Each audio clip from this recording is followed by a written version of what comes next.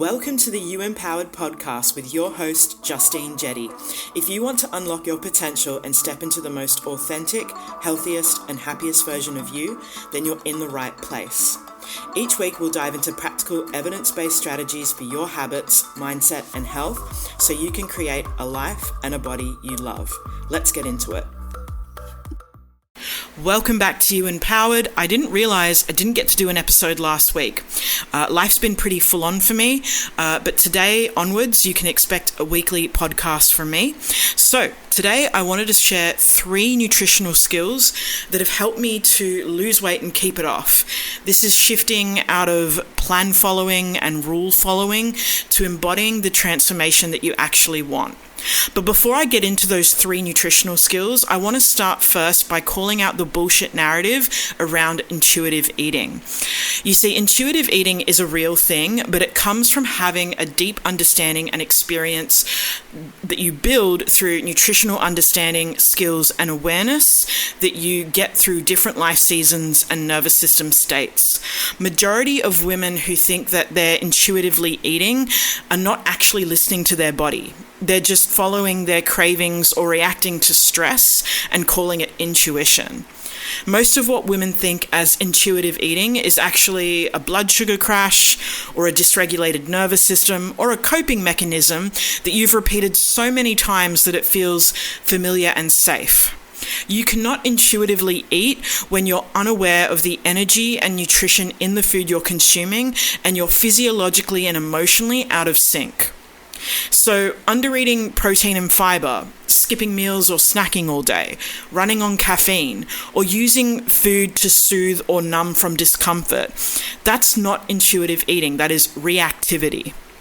Intuitive eating only works when you've established a foundational evidence-based understanding of nutrition, so you know how to nourish your body properly, you know what your hunger signals mean, and whether or not they're legitimate, as in you can separate them from hormonal hunger and emotional hunger, and you're not letting your emotions control or drive your food habits and choices.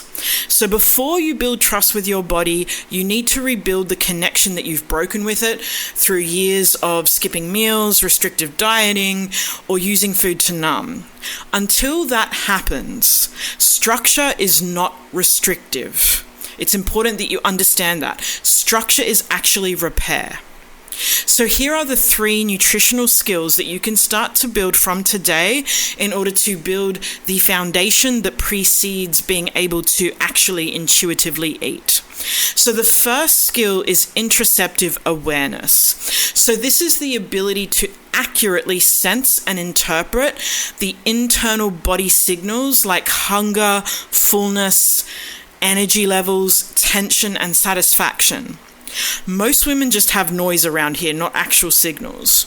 So a daily practice of this looks like eating without distraction, when possible, pausing mid-meal to check your hunger and fullness cues, noticing how meals affect your energy and your mood, and noticing how those meals or even snacks feel 1 to 3 hours later. And being able to separate your physical hunger from your emotional or hormonal hunger, and being able to meet yourself in those moments and separate what is actually needed from just reacting to cravings or stress. This skill actually rebuilds trust because you start responding rather than reacting. So one way to action this from today is to simply ask yourself after each meal, how did I feel emotionally and physically after eating that? Another question that you can simply ask yourself, and you do this before when you're in the choosing or decision-making part, is am I choosing this because it's in alignment with who I'm becoming? Or am I choosing this based on stress, boredom, or feeling a certain way? So the second skill here, the second nutritional skill, is nutritional literacy and portion awareness. Now, this doesn't mean tracking forever, but tracking here is literally the fastest way to understand the nutrition aspect in the foods that you're consuming and the energy aspect and value of that food that you're consuming. So tracking short term will help you understand the protein and fiber intake in the foods you're eating and the energy density in those foods, as well as the portions. Now, outside of tracking, do you understand what a balanced meal is and how to create one? Do you have regular food habits you can rely on through messy and busy seasons? This removes fear and guesswork. So you can stop outsourcing decisions to rules or a meal plan and start making intentional choices. And over time, this reduces your mental load and decision fatigue. So this skill is strongly associated with long-term weight maintenance, so weight loss and weight maintenance. And the research shows that because awareness drives consistency, it's not willpower. So your action step here is to develop the skill of tracking over the next 7 days, and do this tracking in real time, both with meals that you're eating at home and out. And yes, some of this will be guesswork, right? This will be guesstimation. But the objective of tracking is not to have the most accurate, perfect reading. It's awareness. And the third and final skill is developing regular eating patterns and hunger prevention. Most weight regain does not come from overeating. It comes from chronic underfueling followed by compensation.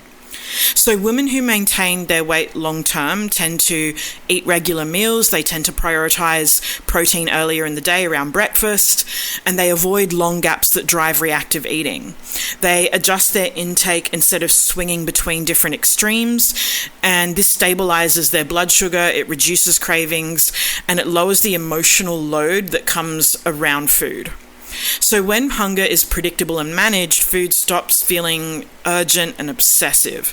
Your action step here is very simple. It's simply committing to 3 anchored meals across your day, each with a clear protein source. If meals are spaced more than 5 hours apart, add in a planned protein snack, maybe some high protein yogurt and fruit, rather than waiting until you're desperate. This is where reactive eating comes in.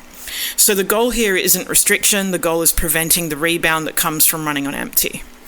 So something to remind yourself on from this episode is intuitive eating is not your starting point. It is the result of building nutritional skills and awareness over time. The structure that you build at the beginning is not restriction, it's not obsession, it's repair and it's restoration. You need to build the skills first, and then from that your confidence and self-trust follows. So I hope this episode has been supportive for you. Before we wrap up, I want to share something important. If you're listening to this right now and part of you is thinking, I really want to change this, but I'm scared that this will just be another thing that I don't stick to, I need you to hear this very clearly. You are not the problem. Most of the methods and surface level plans out there have a very high failure rate, and they have a high failure rate because they are not built for sustainability. They are built for quick fixes, and these quick fixes give you temporary results, and those results keep you hooked, coming back for more. Most women don't struggle because they lack discipline or motivation or need to quote unquote fix their eating. They struggle because they've been given misinformation and methods that only work if you're perfect and follow the rules. And I'm pretty sure I don't need to tell you that that is not a sustainable solution for you. So this week, I've opened up the doors to my new Her Aligned coaching membership. I specifically created and built this for perimenopausal women who are done starting over and want lasting change. This isn't about forcing consistency, and it's not about burning out or being perfect in order to keep your results. It's about building the habit, skills, and self-trust that actually hold up when life gets busy, stressful, or messy, so that consistency in your results isn't what you chase, it's who you become. We officially begin on Monday the 2nd of February. So if you want this year to be the year that you finally kiss goodbye the excess unwanted fat, fatigue, and the fear of regaining for good, I'll leave the joining link with all the info in the show notes for you. Until next time, take care.